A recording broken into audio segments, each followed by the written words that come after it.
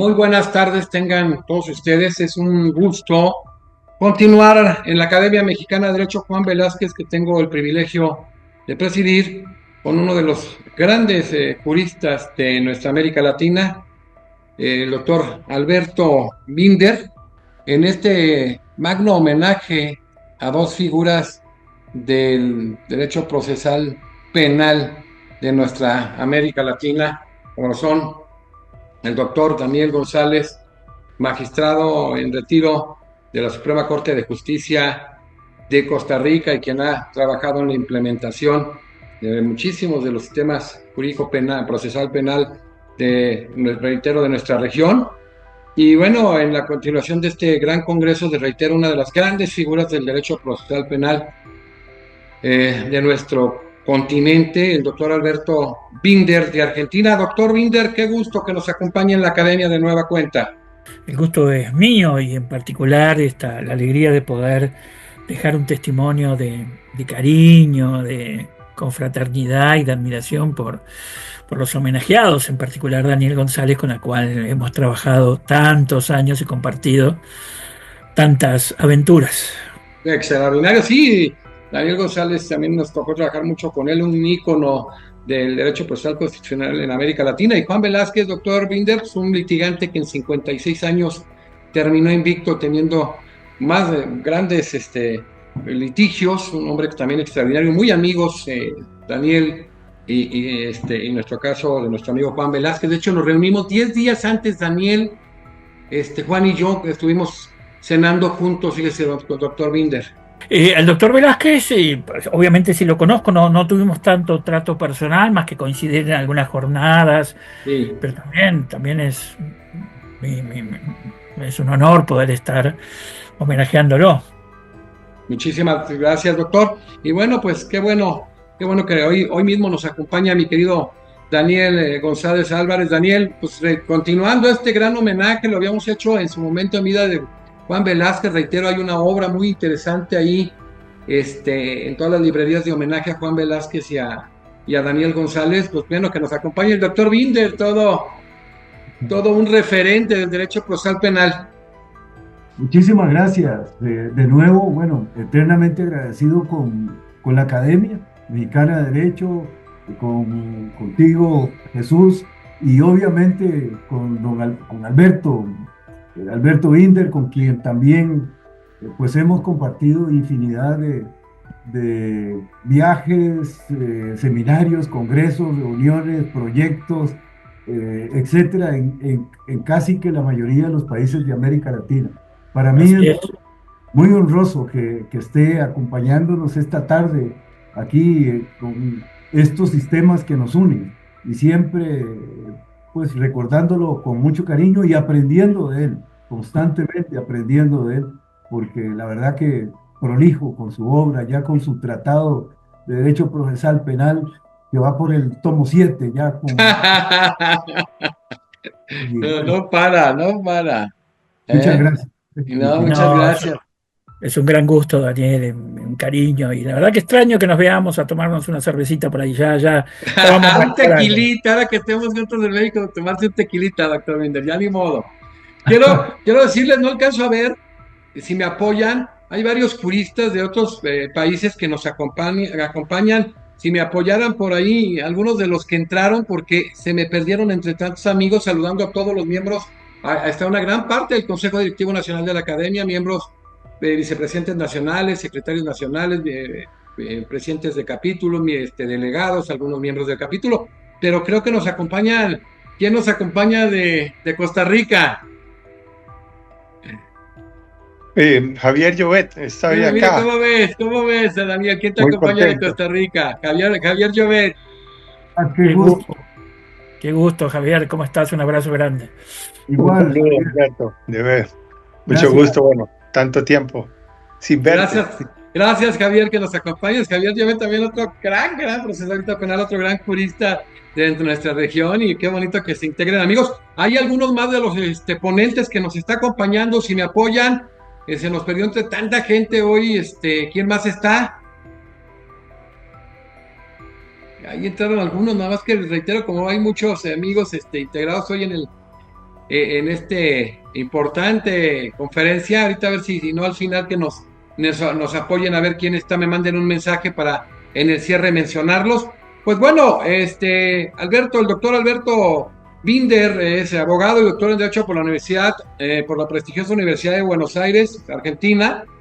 Profesor de Derecho Procesal Penal de posgrado en la Universidad de Buenos Aires, en la Universidad Nacional de Comahue, en la Universidad Nacional de San Juan Bosco de la Patagonia en Argentina. Fundador y presidente del Instituto de Estudios Comparados en Ciencias Penales. Miembro de la Asociación Argentina de Derecho Procesal y del Instituto Iberoamericano de Derecho Procesal, así como miembro de la Comisión Directiva del Instituto Latinoamericano de Seguridad y Democracia. Asesor técnico en los procesos de reforma judicial de Argentina, Chile, El Salvador, Bolivia, Paraguay, Ecuador, Venezuela, Honduras, Guatemala, República Dominicana, entre otros muchos países. Consultor de organismos internacionales en reforma judicial, presidente del Centro de Políticas Públicas para el Socialismo, miembro honorario de la Academia Mexicana de Derecho Juan Velázquez y un extraordinario jurista, reitero, en este gran homenaje. El doctor Alberto Binder abordará el tema debates latinoamericanos en la teoría de la prueba. Adelante, doctor Binder, es suyo la palestra. Adelante, por favor, cerramos micrófonos. Bien, bueno, buenas tardes a todos los asistentes. Vamos a corroborar que me escuchan, me ven bien, no tenemos problemas técnicos. Todo okay. Perfectamente, lo vemos a colores perfectamente y con una sonoridad extraordinaria. ¿Se ve mi nueva gran melena también? ¿Sí? No, pero sí se ve su porte. Un abrazo, adelante. Bueno, como decía, un gran gusto de que nos reunamos a discutir temas del derecho procesal penal, siempre rodeados y recordando y homenajeando amigos que hemos trabajado en esta gran obra colectiva que se ha dado en los últimos 20 a 30 años en América Latina. Hoy yo elegí un tema que está muy en boga, muy candente, que tiene que ver con las discusiones que se dan no solo en lengua española, sino en general en el mundo, tanto en lengua inglesa, en el mundo anglosajón, como en el mundo continental europeo, como en América Latina, que es los problemas probatorios. Pero fíjense que yo pongo un adjetivo, un título que necesita algún tipo de justificación porque ya es una opción teórica. Yo estoy diciendo acá que voy a hablar de los debates latinoamericanos, podría haber puesto los problemas latinoamericanos de la teoría de la prueba. Y esto ya es una definición de algo que tenemos que discutir o que implica un determinado enfoque, porque todos estamos de acuerdo de que la gran preocupación es cómo racionalizamos la decisión judicial, cómo logramos tener decisiones judiciales de calidad, algo que es central para todo el sistema de administración de justicia, pero que en el caso de la justicia penal, dado los conflictos y las consecuencias que están involucrados, tiene una preocupación central, es decir, la calidad antes que la racionalidad. La racionalidad sería uno de los elementos de la calidad de una decisión que tiene otros componentes además de la racionalidad. Pero la idea misma de la racionalidad tiene un problema, porque hoy mucha de la literatura alrededor de la prueba gira alrededor de la idea de racionalización de la valoración de la prueba y trata de, por supuesto, confrontar esto con el problema epistemológico. Inclusive hay muchos debates que son debates de la aplicación de las distintas teorías epistemológicas sobre el proceso de construcción de la decisión judicial. Yo en este sentido, ahora muy pronto este mes ya sale tomo 8, que está dedicado a todo el problema y a toda la discusión de la valoración de la prueba, yo que creo profundamente en la idea de racionalizar la decisión judicial como parte de la calidad de esa decisión, como uno de los grandes temas que históricamente atraviesan el proceso penal desde hace siglos, creo que asimismo nos equivocamos o cometemos un error de sesgo si nos quedamos atrapados en una forma de racionalidad abstracta que está discutida muy fuertemente en las mismas teorías epistemológicas que se pretenden utilizar. En ese sentido, yo me siento mucho más cómodo utilizando los conceptos de uno de los grandes teóricos de la epistemología y más que nada de la teoría de la decisión, es Herbert Simon. Herbert Simon, premio Nobel de Economía, nos va a decir, miren, que los procesos de racionalización, lo que llamamos racionalidad, son siempre procesos limitados, en todo caso, en cualquier circunstancia. No ganamos nada construyendo un modelo en abstracto, un modelo como hace muchas veces la teoría de la acción racional, respecto del cual o nos establece luego estándares que no podemos cumplir o nos va generando una especie de decepción permanente provocada porque es notorio que los procesos reales de decisión no alcanzan esos estándares de racionalidad abstracta.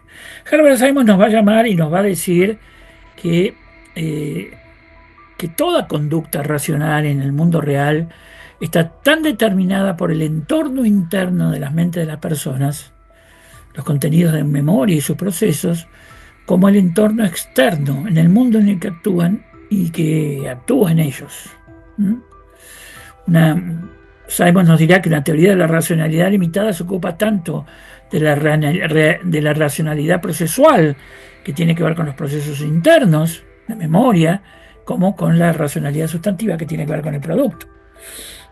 Y nosotros también nos vamos a preocupar del proceso, nos vamos a preocupar del producto, nos tenemos que preocupar de las restricciones internas y nos tenemos que preocupar de las restricciones externas.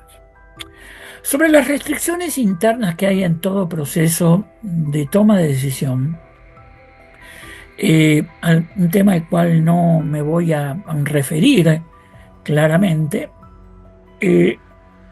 tenemos los grandes estudios de la psicología del pensamiento. Otra vez acá aparece alguien muy vinculado a Simon, otro premio Nobel de Economía, que es Robert Kahneman. Kahneman, pensar rápido, pensar despacio. Todos los estudios de psicología de la decisión, de la psicología del pensamiento que hace Kahneman nos muestran de que esta idea que solemos tener de que nuestra mente, como ya decía Kant, actúa como un tribunal de justicia, pone los pros, pone los contras y en base a un cálculo de pros y contras tomamos una decisión, poco tiene que ver con el modo como los seres humanos en todos los casos tomamos decisiones.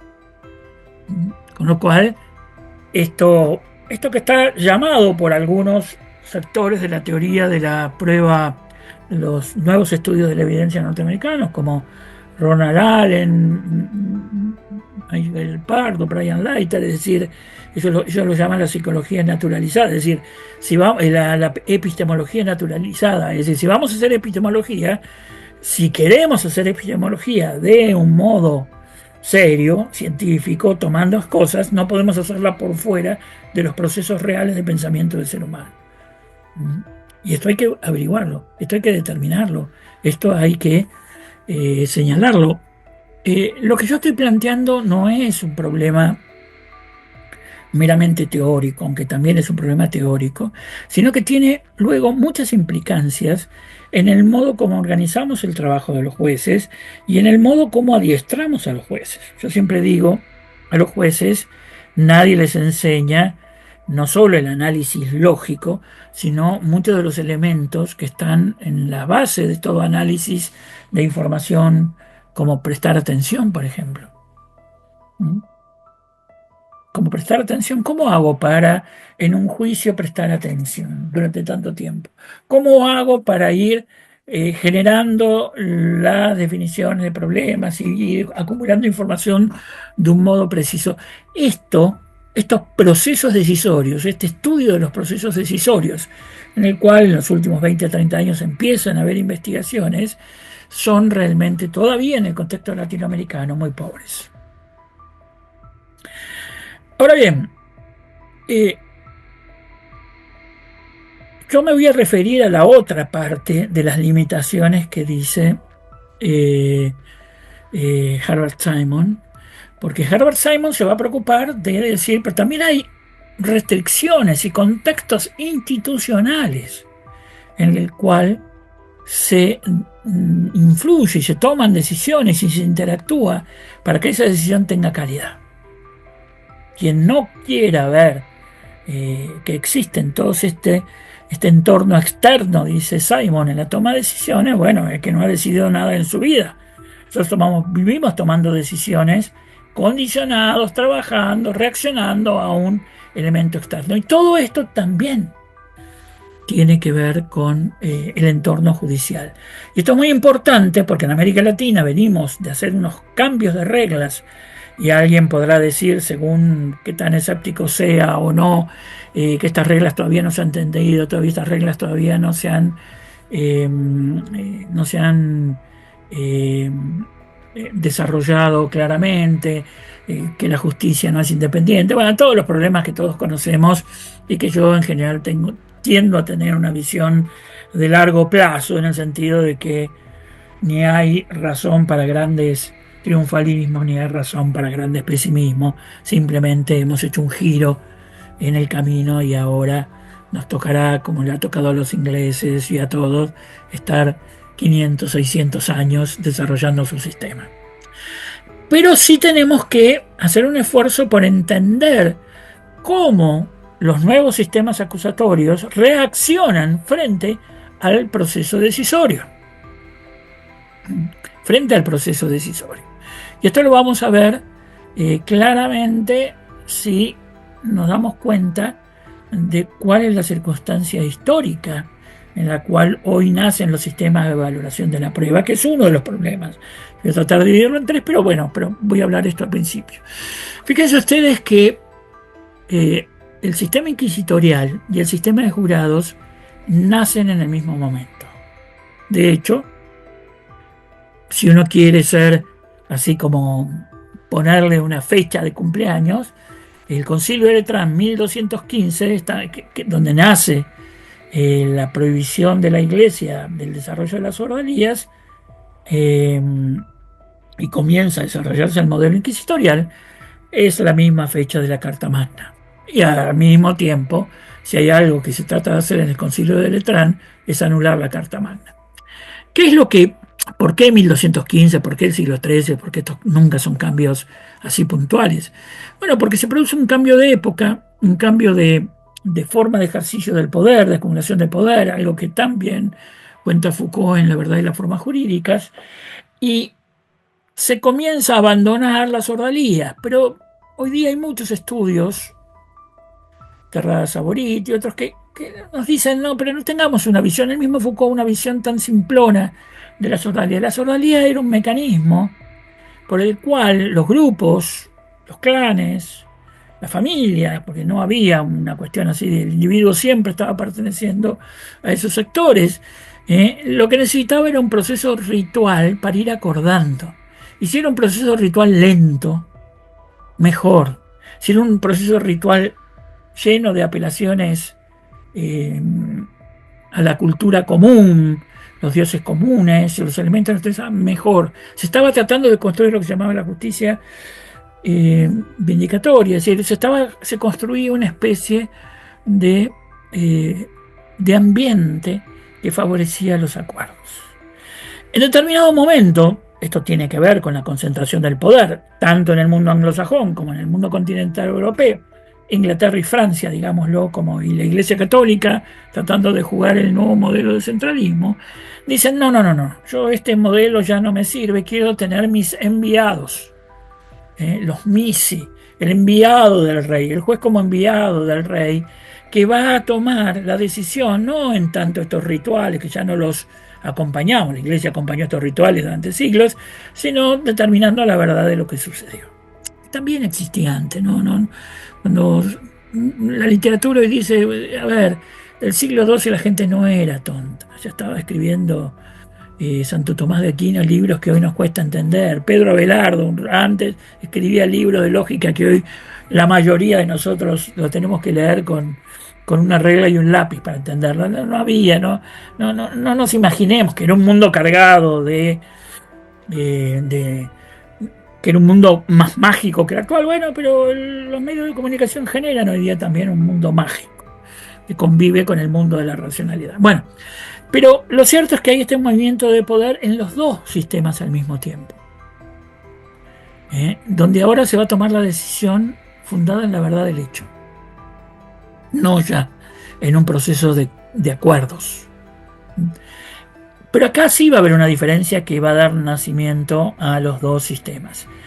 Mientras el Concilio de Letrán, los reyes que están empezando a construir la monarquía absoluta, la iglesia dicen: yo voy a mandar un enviado, y este enviado mío, el obispo, el inquisidor, el vici dominio en la época de los reyes de Francia, va a tomar la decisión en la verdad. Y en el caso de Inglaterra, que quisieron hacer lo mismo, porque los reyes ingleses, los normandos que recién se están consolidando en el control de Inglaterra, quieren hacer lo mismo, pero el resto de los reyes feudales no los dejan.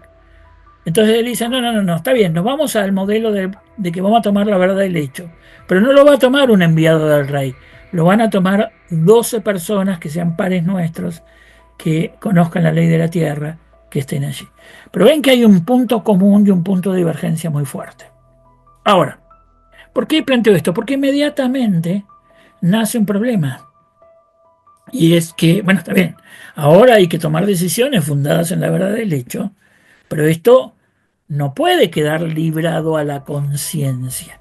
Si hay algo que inmediatamente sale en el derecho canónico, en todos lados, es la prohibición, porque esto ya venía del derecho romano, venía de antes, de que se toman lo que llaman las decisiones en conciencia. Eso siempre fue repudiado. Que el juez inquisidor o que el juez o que los jurados podrían tomar una decisión a conciencia, como se decía, era algo que todo el mundo decía no. Y hay mucha literatura que se puede decir: eso no lo queremos. Y se reacciona también de dos modos distintos. En el modelo de jurado van a hacer algo que existe hasta el día de hoy, que es el sistema de instrucciones al jurado. Al jurado se le da instrucciones de cómo decidir el caso.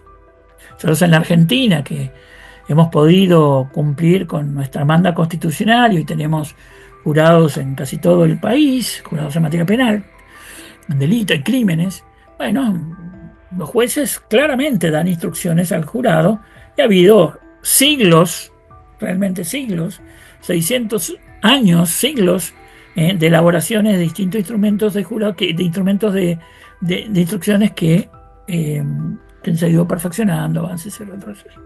En el mundo continental europeo, en el mundo del sistema inquisitorial, ocurre exactamente lo mismo. Pero la manera de resolver este problema es distinto, porque ¿qué es lo que van a decir? No podemos dejar que los jueces tomen decisiones ad conciencia. Hay que darle guías. Y esas guías se convierten en sistema de pruebas tasadas. El punto es que las instrucciones del jurado no son obligatorias, porque son instrucciones, son guías. El sistema de pruebas legales son obligatorias. Y se desarrolla todo durante siglos. Estos dos sistemas van en paralelo y generan una estructura para la toma de decisiones. Están tratando siempre de trabajar dándole una estructura a la toma de decisión. ¿Cuándo se nos complica el problema? Bueno, el sistema de jurados sigue hasta el día de hoy con ese sistema, pero en la crítica ilustrada al modelo inquisitorial hace hincapié profundamente en el sistema de pruebas legales, porque el sistema de pruebas legales se había vuelto arbitrario, se lo utilizaba para para generar una enorme cantidad de presunciones. Bueno, todos los problemas, no me voy a poner acá a criticar la vieja historia de las críticas a las pruebas legales. Los jueces eran arbitrarios y convivían con un sistema de pruebas legales obligatorias. Esas mismas leyes en sentido claro eran problemáticas.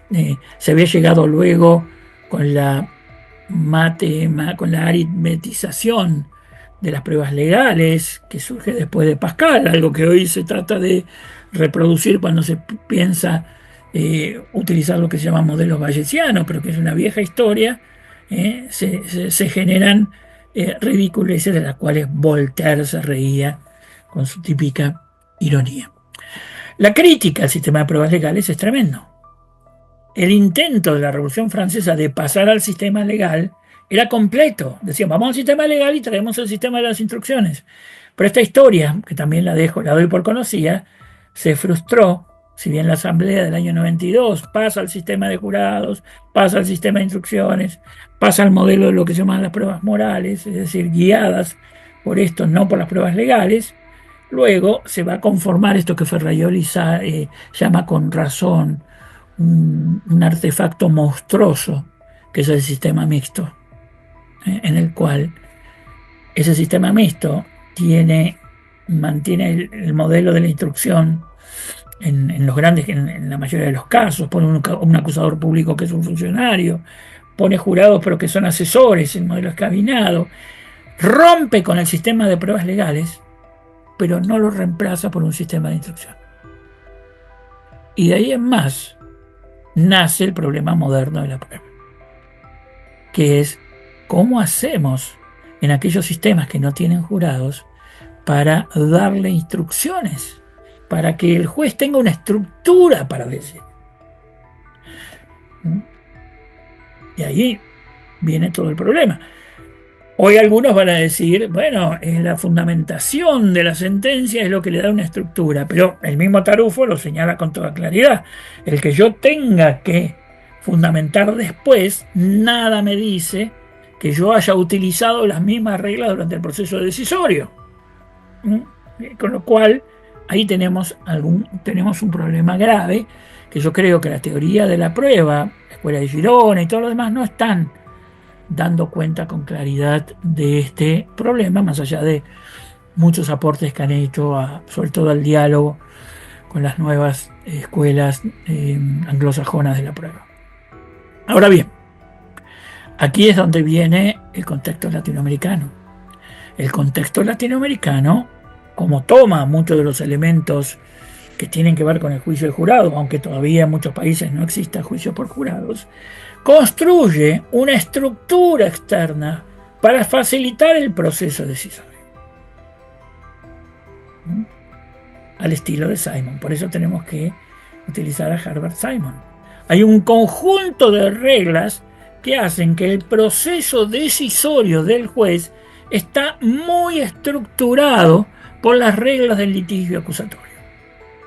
Esta idea de pensar los problemas de prueba como algo que ocurre en la cabeza del juez y en su racionalidad es un error garrafal en el cual muchas veces caen algunos teóricos de la prueba que creen que pueden resolver el problema de la racionalización de la decisión judicial y el otorgamiento de calidad a la decisión por fuera de la estructura procesal. Y eso es imposible.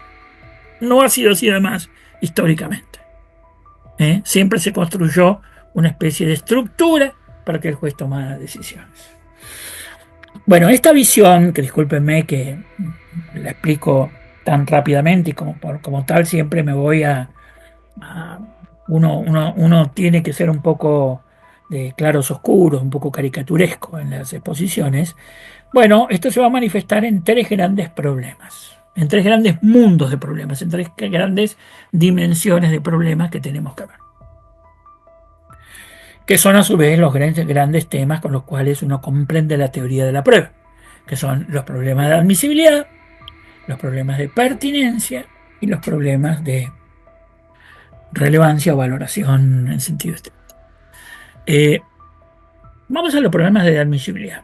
Hoy nos vamos a encontrar con una cierta literatura que, por ejemplo, Larry Laudan y algunos otros, y se le ha dado demasiado peso, en mi país Nico Schiavo, se le ha dado demasiado peso a esa literatura, desgraciadamente, está traducida, se ha discutido, que básicamente como reacción a lo que fueron las décadas que se conocen como la época Warren, de la corte Warren, o la época de Miranda contra Arizona. Estados Unidos tiene una época, los años 60 hasta los años 70, en la cual, como resultado del profundo abuso de poder, del racismo, de los sesgos con los que venían los casos, fundamentalmente con negros o con hispanos, aparece toda una jurisprudencia, la que gira alrededor de Miranda contra Arizona, extremadamente preocupada por la admisibilidad de la prueba. Ahí es donde se va a extender la teoría de los frutos del árbol envenenado, si bien tiene raíces más antiguas, de los votos de Frankfurter y otros, pero ahí es donde se va a, podemos decir que son como 15, 20 años de una gran preocupación por la admisibilidad. Hoy tenés literatura como Laudan que reaccionan frente a esto y dicen, no, miren, ya le dimos demasiada importancia a la regla de admisibilidad, basta de carga de la prueba en manos del acusador, el principio de inocencia tiene formulaciones exageradas, en última instancia esto de Maimónides de los 1000-1 o la versión más prudente de Blackstone de 20-1, no, todo eso exagerado. Si el sistema tiene una tasa de error baja, ¿cuál es el problema? Si el 95% está bien condenado, si tenemos un 5%, ¿qué interés? Bueno, todas estas literaturas que a veces se discuten en planos académicos son extremadamente peligrosas y extremadamente inconvenientes para el contexto latinoamericano. Nosotros estamos mucho más cerca de la Corte Warren. Nosotros estamos haciendo un gran esfuerzo y parte de la reforma de la justicia penal, si dejamos de verla como un todo y vemos, es construir un sistema de legalidad de la prueba, de admisibilidad constitucional de la prueba, mucho más estricto de lo que teníamos antes. Ustedes me dirán, bueno, pero los sistemas luego encuentran cómo zafar de estas restricciones. Entonces así es el mundo de las relaciones entre la república y la democracia. Eso no es nada nuevo. Pero cualquier debilitamiento o cualquier visión sobre la prueba que, leyendo literatura nueva para un contexto distinto, que también es muy criticado, porque el Laudan es extremadamente criticado, a veces en la escuela de Girona algunos lo toman, pero ya salió perfecto Andrés Ibáñez, Ferrariol, decirle, ¿qué están diciendo? No, basta estas locuras. ¿Por qué vamos a debilitar la carga de la prueba del acusador? ¿Por qué vamos a debilitar el principio de inocencia? ¿Por qué vamos a debilitar el non bis in idem? De ninguna manera. Todas esas visiones no es teoría nueva, es un producto político que uno lo puede entender cómo se desarrolla en esos lugares, aunque uno también allí lo criticaría, porque no es que uno ve que el racismo de la policía norteamericana haya mitigado o desaparecido. Puede ser que ya no sean estos jurados de blancos que condenan siempre a los negros, pero hay enormes críticas y muy duras a cómo funciona ese tipo de justicia. Y después todo lo que tiene que ver de los 2000 en adelante con el mundo del antiterrorismo, de las actas patrióticas, ha puesto en tensión. Con lo cual, lo primero que yo diría es, gracias a la reforma tenemos un mundo que busca ser rigurosos respecto de la admisibilidad de la prueba, y esto tenemos que seguir estudiándolo más. Muchas veces no somos claros a la hora de establecer cuáles son los requisitos de validez de la información que ingresa al proceso, cuáles son los límites, y ponerse firme. En nuestras Cortes Supremas hemos tenido épocas en las cuales fueron firmes en esto, pero ahora están cayendo bajo las tentaciones demagógicas de decir, bueno, pero si la información está allí, ¿por qué no la voy a utilizar? Que es la gran tentación que nada menos ha fundado la tortura a lo largo de la historia. Primer tema entonces que tenemos que tener claro en el debate contemporáneo sobre la prueba: desde América Latina cualquier debilitamiento de las reglas de admisibilidad o de validez legal o constitucional, es decir, el principio de legalidad de la prueba, no puede ser alentado. Al contrario, nosotros tenemos que tener todavía una fase expansiva de los criterios de legalidad y sobre todo de validez constitucional. Porque hoy día la potencia abusiva de los instrumentos que pueden recolectar información ha aumentado enormemente, exponencialmente en los últimos años. Ese es el primer punto. El segundo punto con el cual uno tiene que resolver los problemas probatorios tiene que ver con la pertinencia. Y acá también tenemos un debate muy de fondo. ¿eh?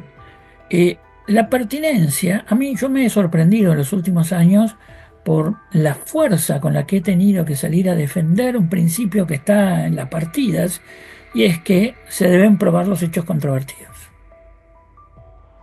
¿Eh? Son los hechos controvertidos los que se deben probar.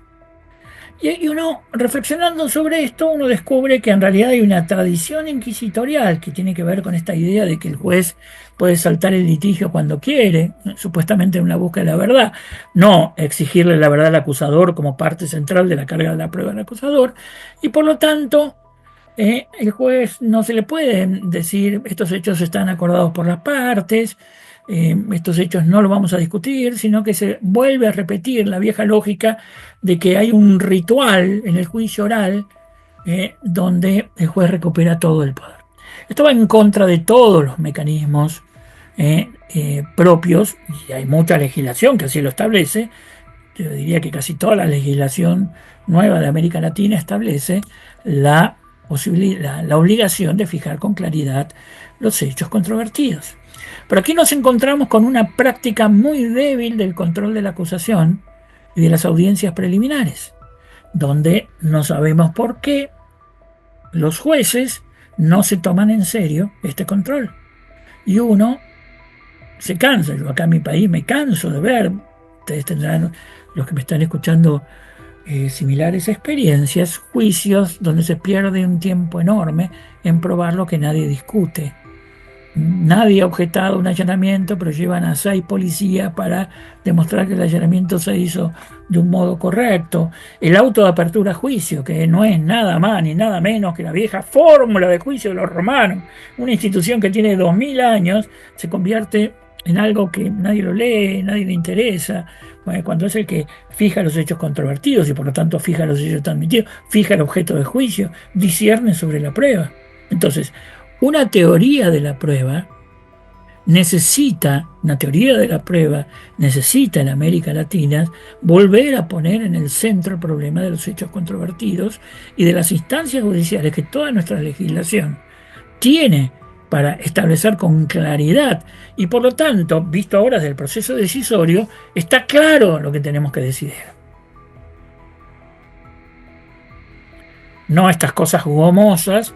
Y otra vez, si yo tengo una teoría de la prueba que está pensando en que lo único que me importa es que el juez funcione como una máquina racional y no se preocupa cómo le viene el caso al juez, nos estamos equivocando, pero la estructura acusatoria adversarial propia de la nueva justicia penal tiene que hacer esto. Ahora, hoy tenemos un problema gravísimo.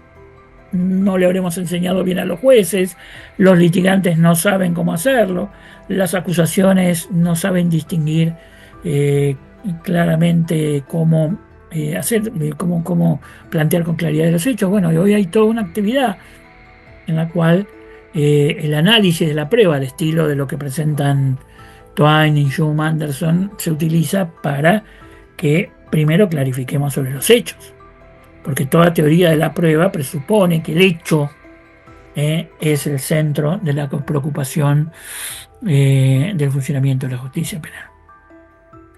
Y el tercer problema tiene que ver con la valoración de la prueba.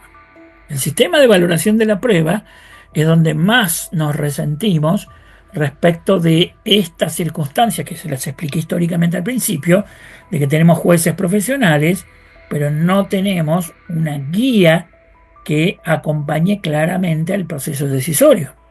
Herbert Simon, en sus teorías de las decisiones, nos dirá, bueno, lo primero que hay que saber hacer es definir cuáles son los problemas que están en juego en cualquier proceso decisorio. El proceso decisorio no es una elección entre una ilimitada cantidad de opciones, sino, veámoslo en nuestra propia vida, siempre estamos optando en un universo acotado. Y cuanto más claro tenemos cuáles son nuestras alternativas, mejor es la calidad del proceso decisorio. Cuando uno esto le dice a los litigantes, bueno, pero miren que ustedes tienen una oportunidad que es la presentación del caso ante el tribunal. Los alegatos de apertura, la presentación del caso, pongan el nombre que ustedes tienen. Ahí estoy definiendo cuál es el nivel de opciones. Pero entre que tenemos litigantes que no litigan bien y tenemos jueces que cometen el error de no prestarle atención a las partes, o tenemos esta tradición de que se leen las acusaciones, se leen los alegatos de defensa, nadie se entera en un momento precioso, que es el momento en el que se va a definir el objeto del juicio sobre la base de la autoapertura que ha sido discernido en la etapa preparatoria con mayor claridad. Otra vez volvemos a hacer una especie de cosa difusa en la cual es muy difícil tomar luego una decisión racional. La presentación del caso, los alegatos iniciales, forman parte de esta estructura del proceso decisorio que siempre existió desde hace siglos. Llámense instrucción al jurado, llámense sistema de pruebas legales. En el caso de los jurados, no solo las instrucciones, sino la custodia del juez profesional, presidente del tribunal, que está preocupado porque se litigue correctamente ante el jurado. Segunda guía, la producción adversarial de la prueba. Cuando yo le estoy diciendo, miren, para darle calidad al proceso decisorio, usted tiene que producir información acotada, precisa, controlada, porque tiene que llamar la atención al juez. Todos nuestros códigos están plagados de buenas normas acerca de cómo producir cómo desarrollar el plan, la planificación de la prueba, porque yo estoy introduciendo información a un proceso decisorio y tengo un juez que tendrá un determinado nivel de atención y tengo que llamar y tengo que evitar que la otra parte no lo distorsione, no meter información que no viene al caso o que está plagada de prejuicios o que causa más perjuicio que... Bueno, todo lo que conocemos con el sistema de control adversarial de la prueba del juicio, y que hacemos cursos y cursos y cursos, aunque todavía que no logramos penetrar a la enseñanza del derecho de grado, nos encontramos con que lo que podemos reparar al litigante que ya está litigando es menor a lo que tendría que haber aprendido el primer año de facultad. Tercer lugar, los alegatos de clausura. Los alegatos de clausura son el centro de una estructura que busca un proceso decisorio de calidad. Y entonces ahí es donde yo le estoy diciendo al juez, mire, tiene que ser de esta manera. Yo conozco muchos jueces que me dicen, la verdad que no escucho el alegato de la parte.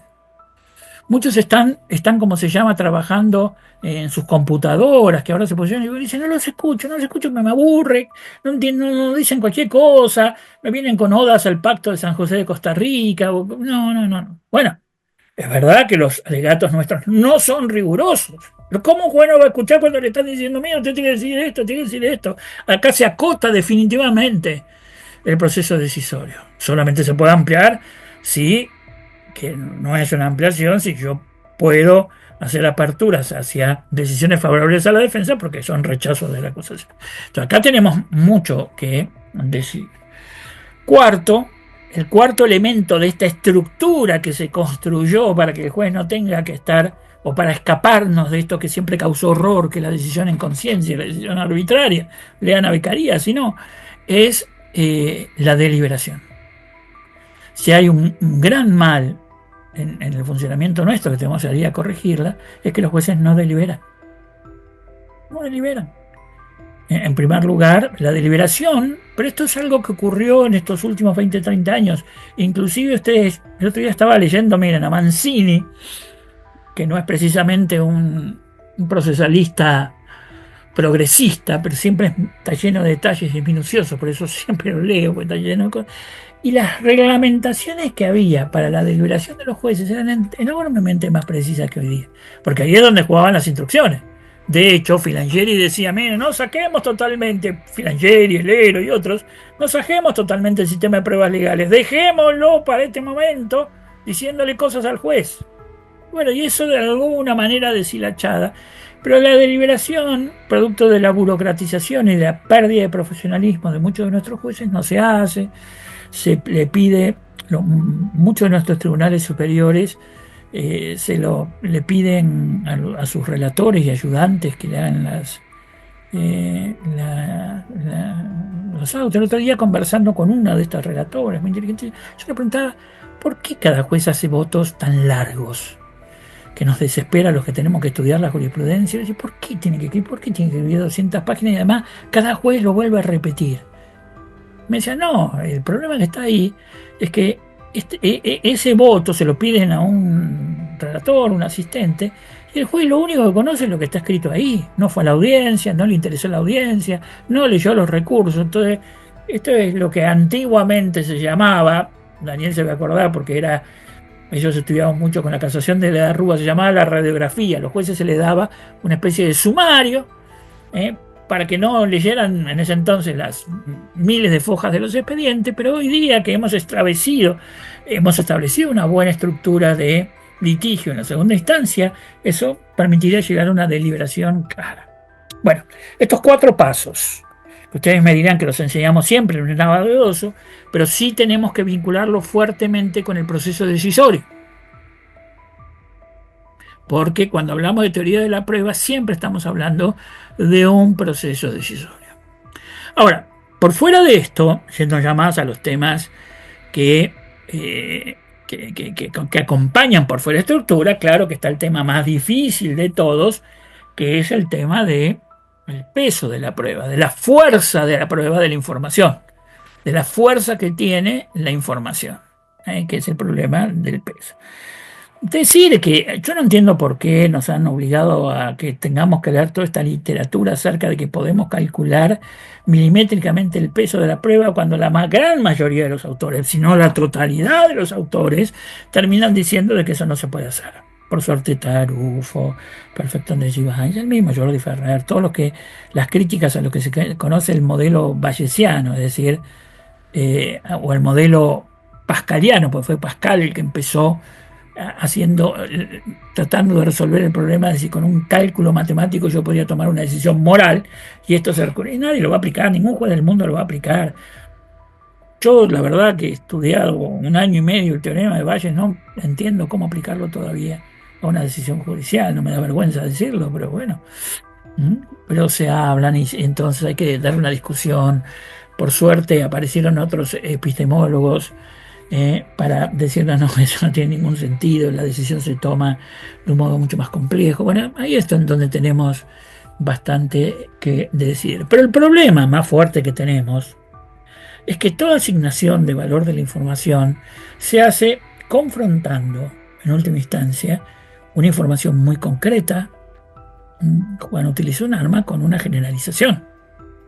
Yo siempre estoy confrontando la información concreta de mi caso con una generalización.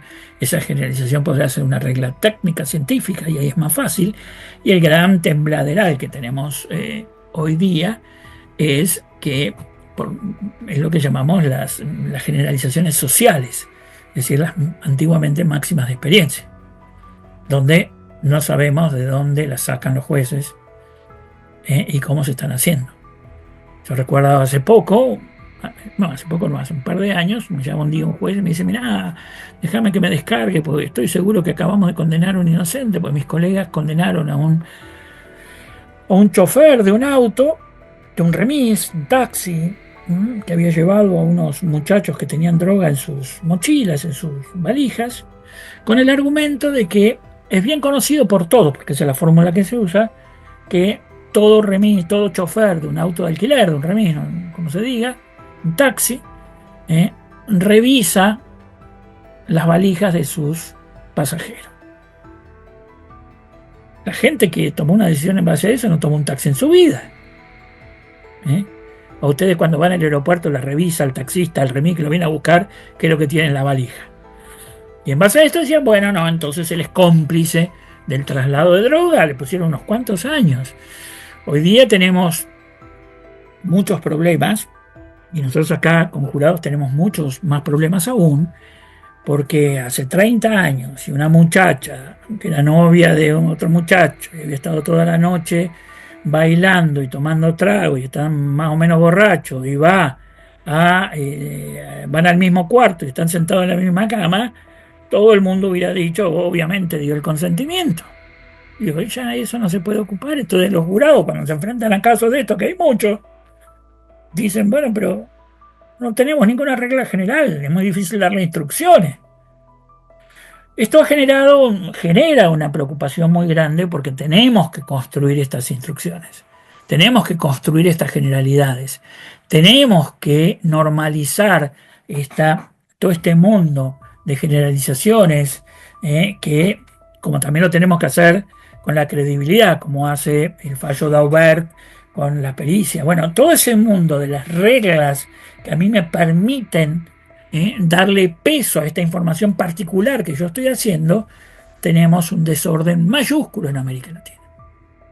Pero ese desorden mayúsculo no se resuelve diciendo, bueno, vamos a copiar las reglas de evidencia de Puerto Rico, o la de Nueva York, o los estados federales de Estados Unidos, con eso las copiamos y listo. No se hace así.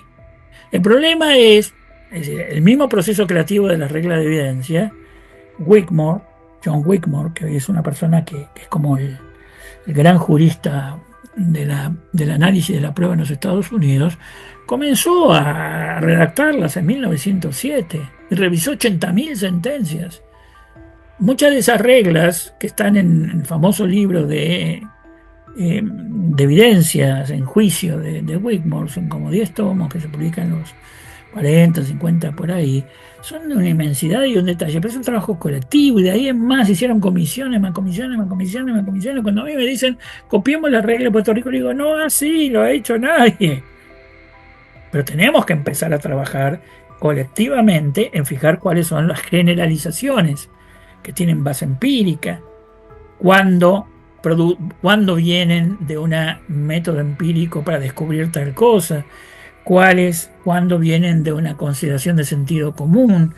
Bueno, pero estamos en una época de cambios culturales tan grandes, y esto no solo hay que leer la literatura de las ciencias sociales, que hay que tomarse el trabajo de ponerse en alerta y comenzar a trabajar con cincel en la elaboración de máximas de la experiencia, generalizaciones, y esto es el problema que conocemos como estándares de la prueba. Pero no se construye copiando las reglas de Nueva York ni las reglas de Estados Unidos. No hay forma. Obviamente podemos podemos, como todas las cosas, como a nosotros nos acusábamos que copiábamos el sistema norteamericano, decíamos, bueno, estamos viendo los otros sistemas, todo el mundo mira lo que hay antes de redactar cualquier cosa, sería un irresponsable si no lo hace. Entonces ven acá cómo la normalización del proceso decisorio, en el caso de América Latina, donde antes se usaban máximas de la experiencia genéricas, pero hoy si tomamos aún las más consolidadas, como los usos del comercio, las reglas de la convivencia social, las reglas del trato en la familia. Dice, no, un niño pequeño en general obedece a sus padres. ¿Quién afirma esto hoy día con toda claridad? Entonces, pero esto tiene que ver porque no lo hicimos. El problema mayúsculo que tenemos es que esto tengo que hacerlo conociendo la jurisprudencia. Acá funcionan, las reglas de evidencia funcionan, los estándares de evidencia y la creación de generalizaciones funcionan con un sistema de precedentes. Y la gran mayoría de las sentencias nuestras dicen generalidades. Dicen cosas al estilo de qué sé yo. Se tuvo en cuenta la regla de la lógica, la sana crítica y la máxima experiencia, pero repiten los párrafos generales.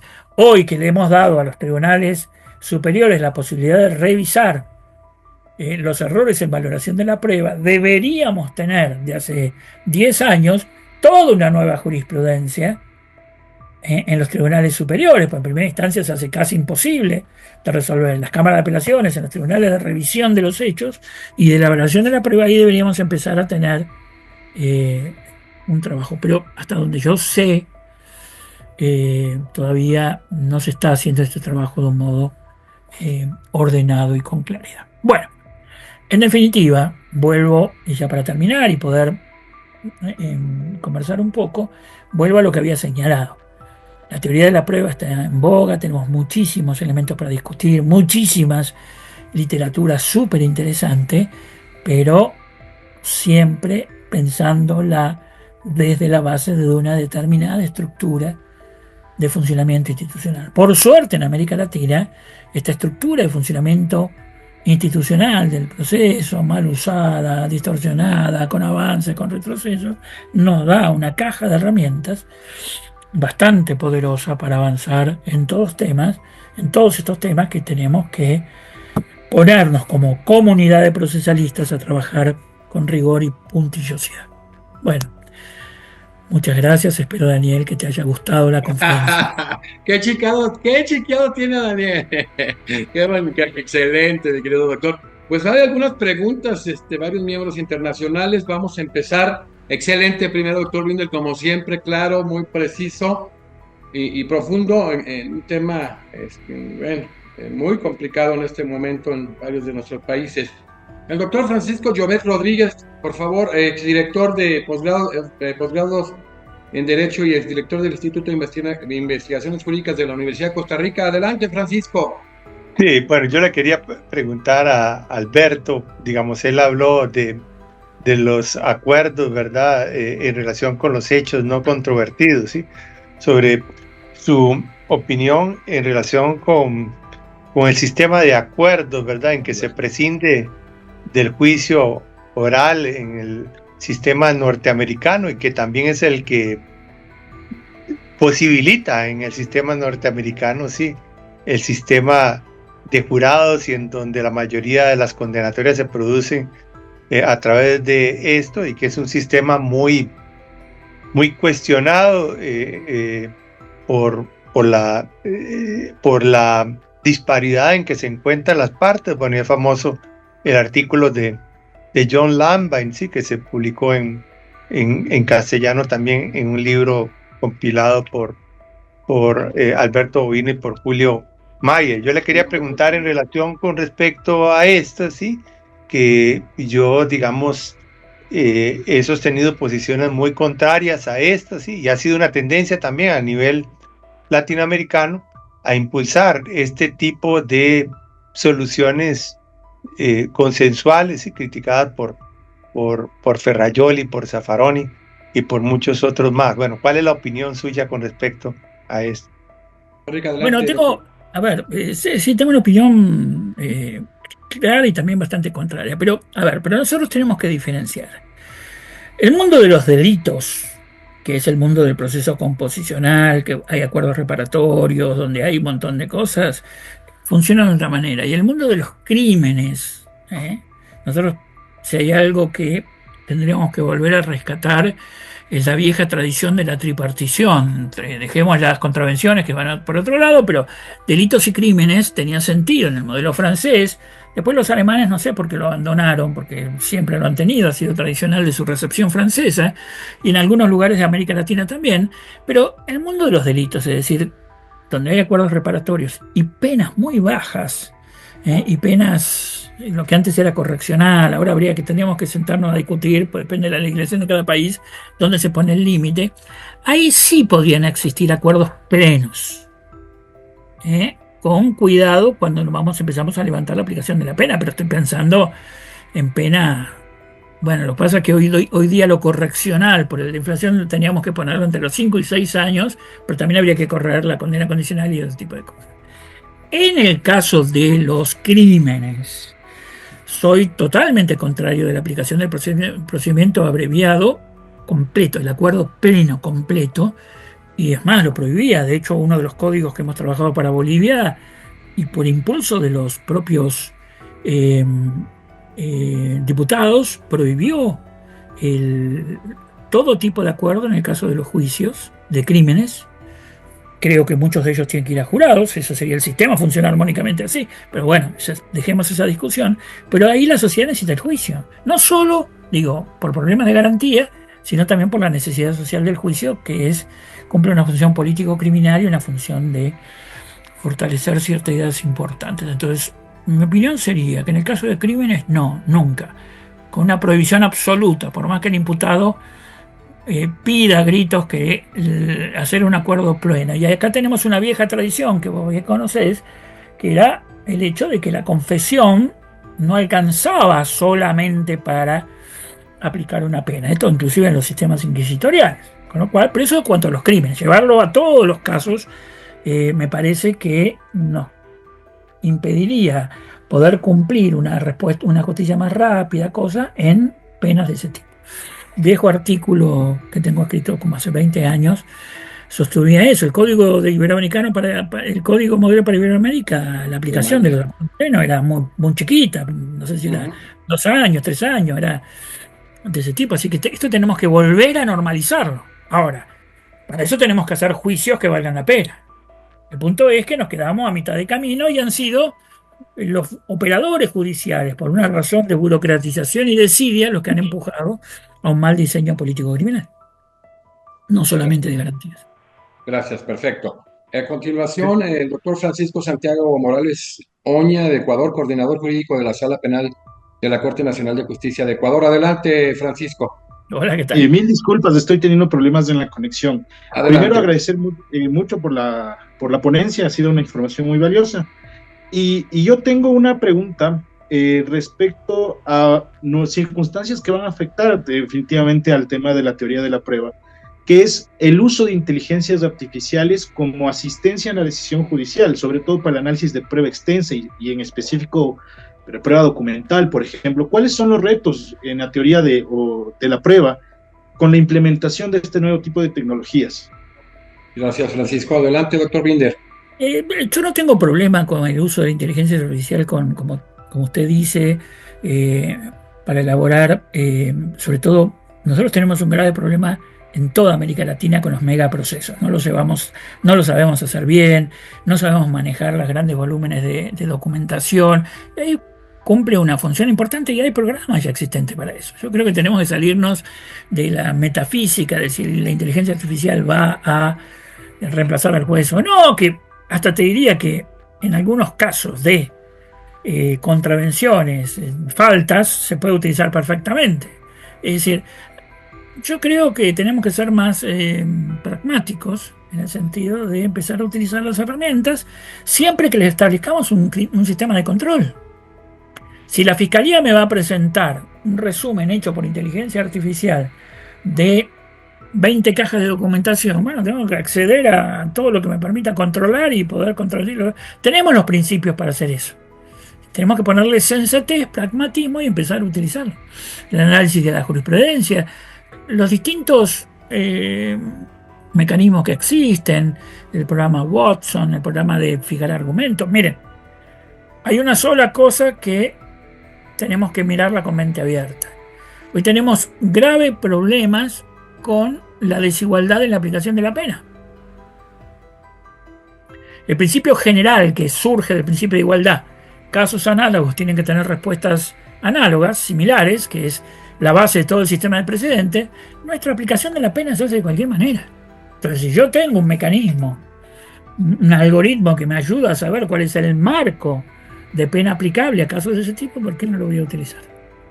Pero yo lo que veo es que hay más teorización que uso práctico.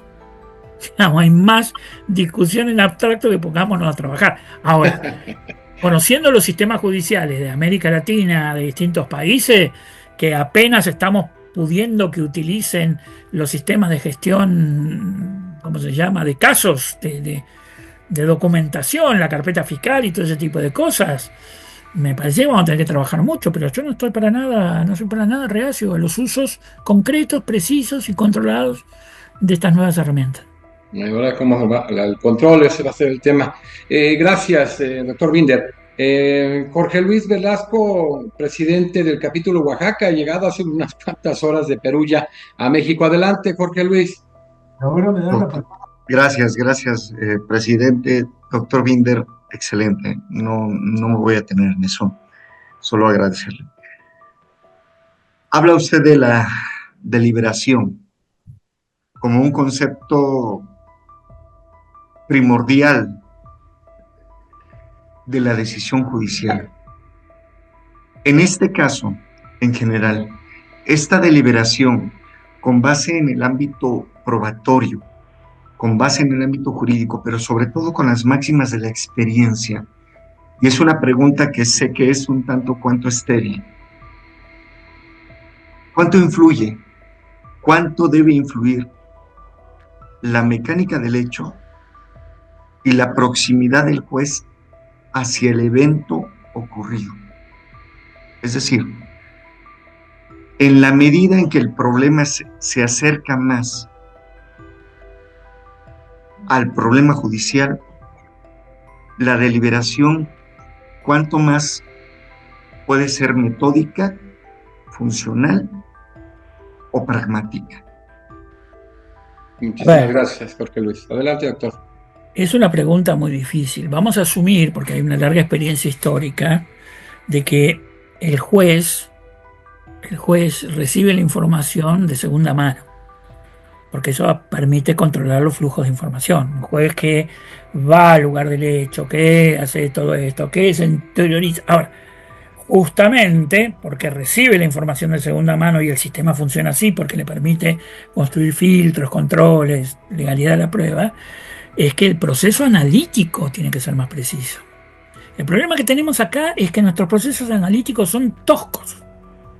Y parte del el proceso analítico, lo que yo estoy diciendo, bueno, tiene que estar guiado por el litigio le va diciendo al juez, mire, analice esto, analice esto, analice esto. Tenemos que ser rigurosos en el proceso analítico, y la deliberación siempre se ha entendido que es una mejor manera de resguardar la racionalidad de la toma de decisiones. Es decir, la clave de la racionalidad ha estado en la dialéctica, no en la autorreflexión.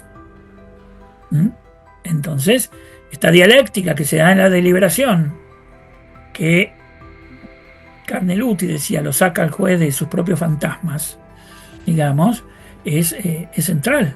Por eso hay que tomárselo en serio. Ahora, se hace muy difícil, porque ustedes me dicen, bueno, ¿cómo hacemos para que los jueces deliberen? Que le ponemos una inyección de conciencia, los vigilamos, hacemos como los cardenales que no le damos de comer hasta que salen con la decisión. Acá tenemos un problema, hay ciertas cuestiones que tienen que ver con el profesionalismo del juez. Yo creo que hay una divergencia que tenemos que agarrar entre las nuevas reglas de juego que hemos puesto en nuestros países, que son más complejas, más sofisticadas, y el profesionalismo de los jueces, que ha decaído. Y esa falta de profesionalismo, algo tenemos que hacer para que los jueces sean más profesionales. Si no, traigamos a los jurados. Porque, como Soler decía, si a mí me ponen un gran jurista o los jurados, me quedo con el gran jurista.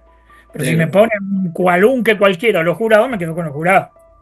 Entonces, el problema que hoy tenemos es eso, porque el rigor analítico tiene que ver con esto. Ahora, yo no conozco escuelas judiciales en América Latina donde le enseñen estas cosas a los jueces. Le siguen enseñando una interpretación genérica del derecho que siempre podemos hacer, pues siempre se trae una nueva ley, una nueva cosa, estamos cambiando las cuestiones, pero enseñarle su oficio, cómo ser imparcial, cómo enseñarle su oficio, no se enseña.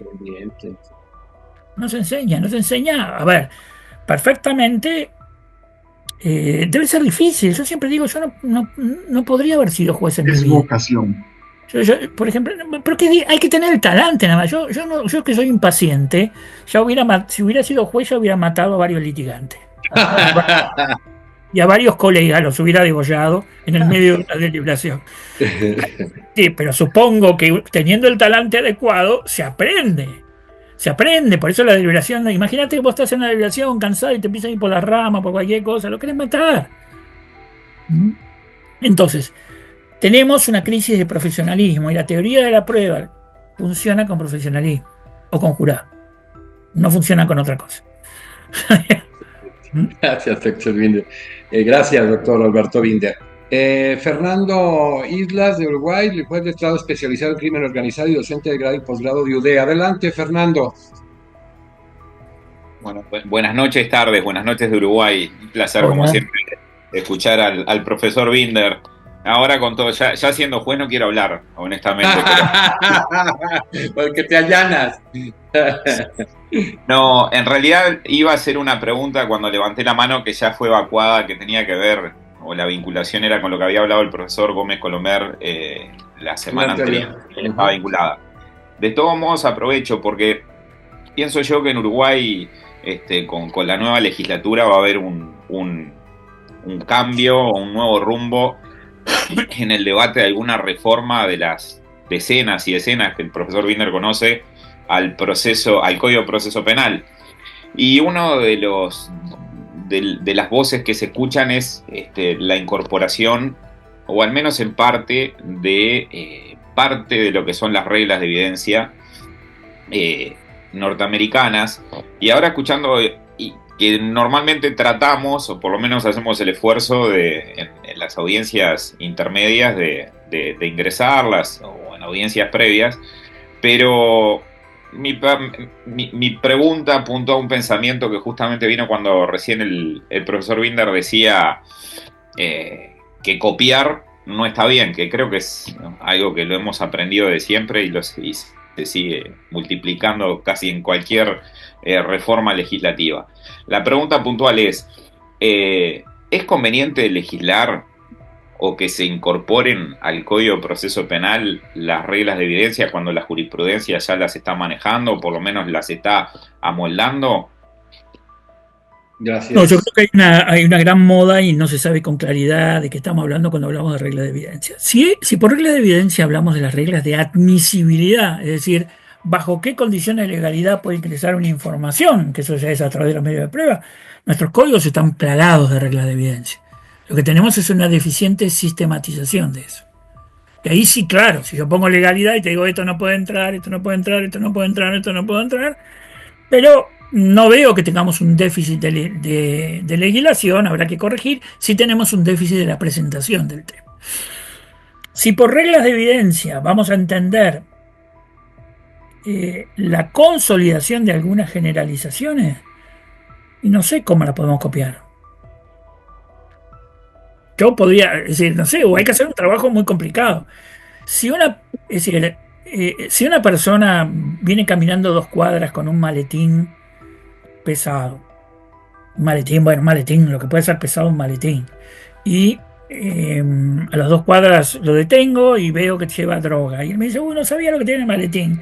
Yo le voy a decir, no, mire, toda persona que lleva un maletín que tiene peso sabe lo que lleva adentro. Esto se lo podemos poner en la ley. Esto vale también, toda persona sabe lo que está en el baúl de su auto.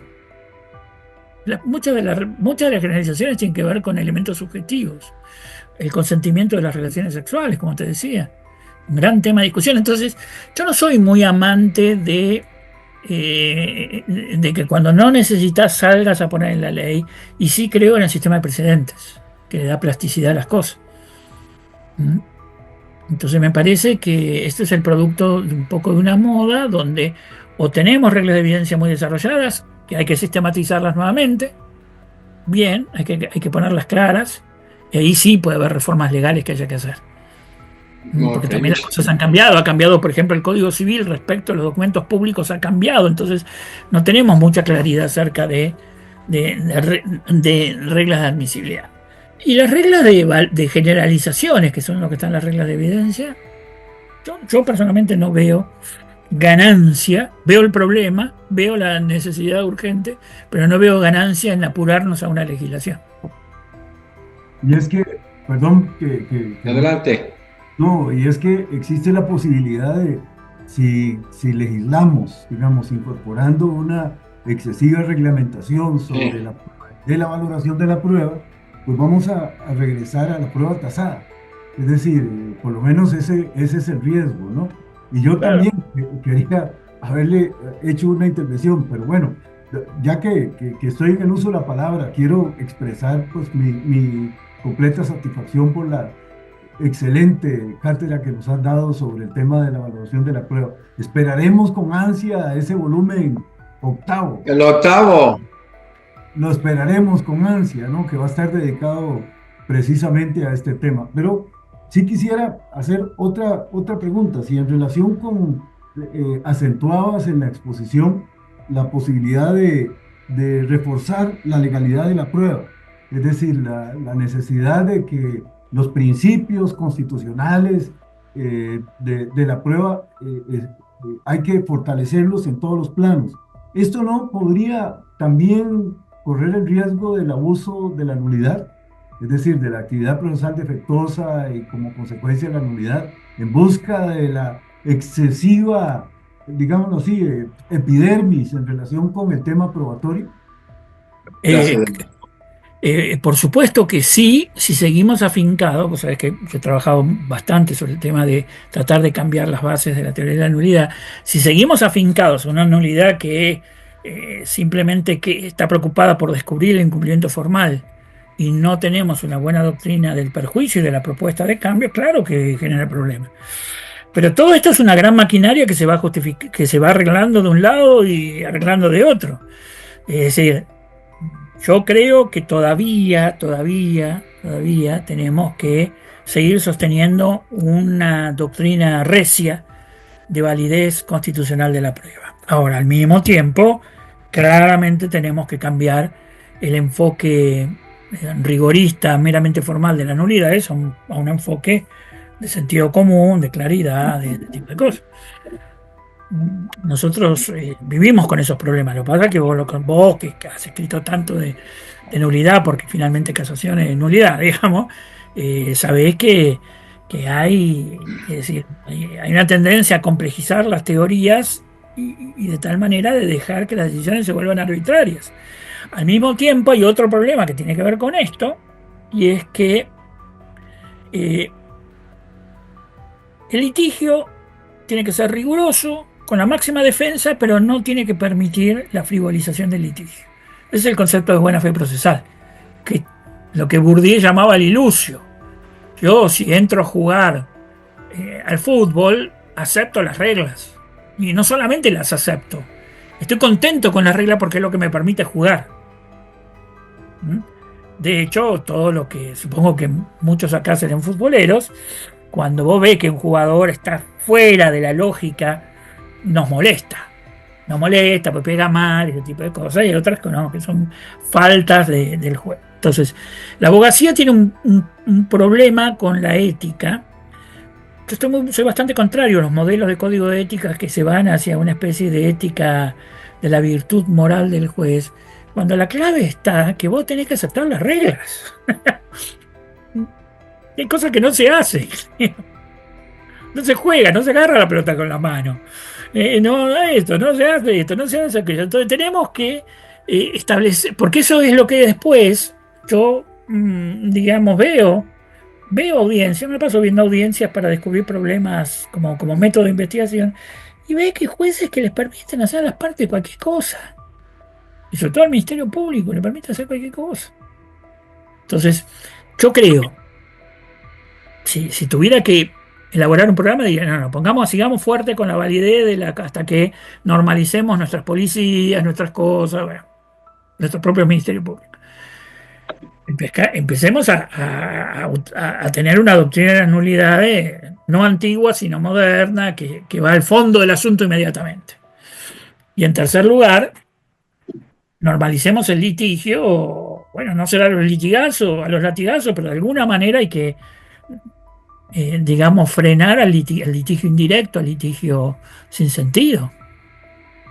Entonces, todo esto no existe en nuestra materia, como en casi todas las materias del mundo, no hay bala de plata. Esto lo que estoy diciendo es un programa de trabajo donde vamos tirando una cosa, vamos tirando la otra, pero hay que tener claro el rumbo.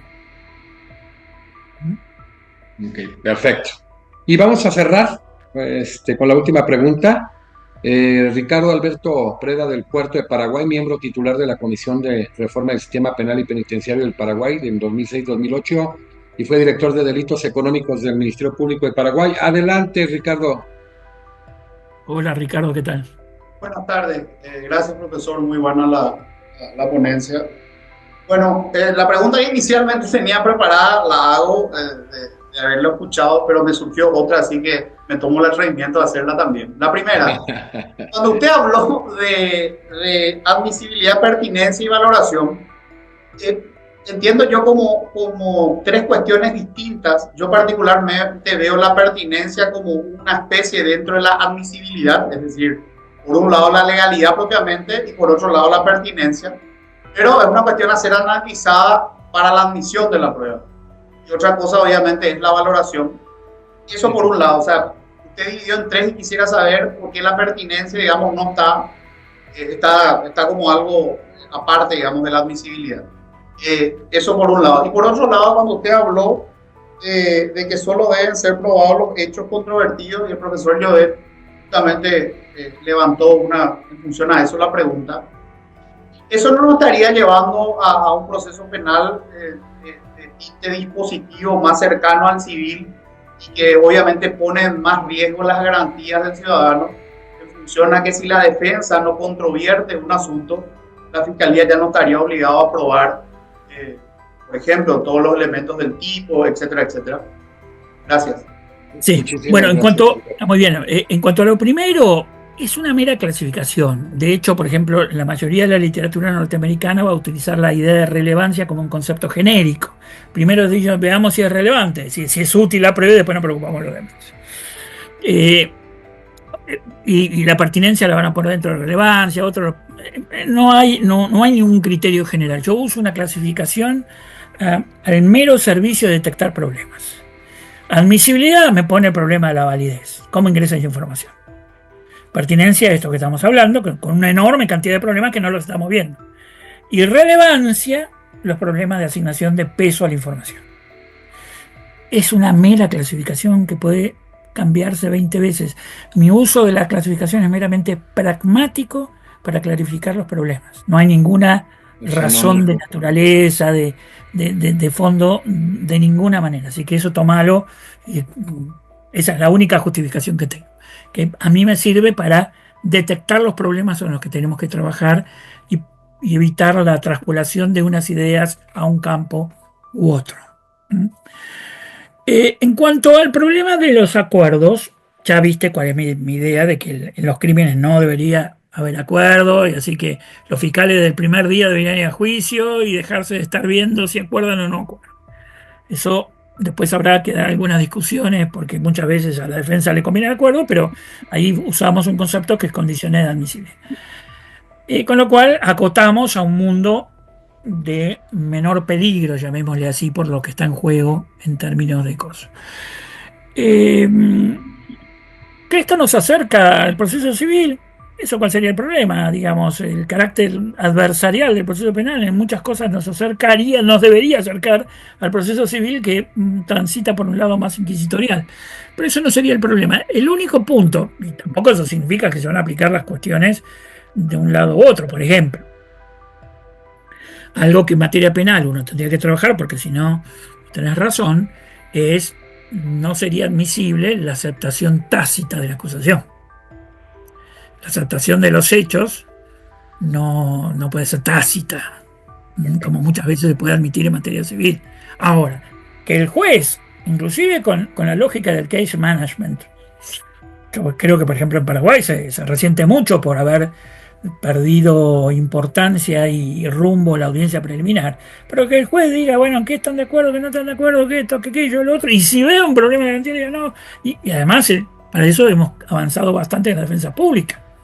O me dirás, bueno, hay defensa pública, bueno, es cierto, siempre se puede, para eso está el control genérico de la garantía del juez, que puede llamar la atención de que no admitan cuestiones. Pero a mí lo que más me interesa es los acuerdos parciales, que no se hagan estos juicios que todos conocemos que duran meses de nada.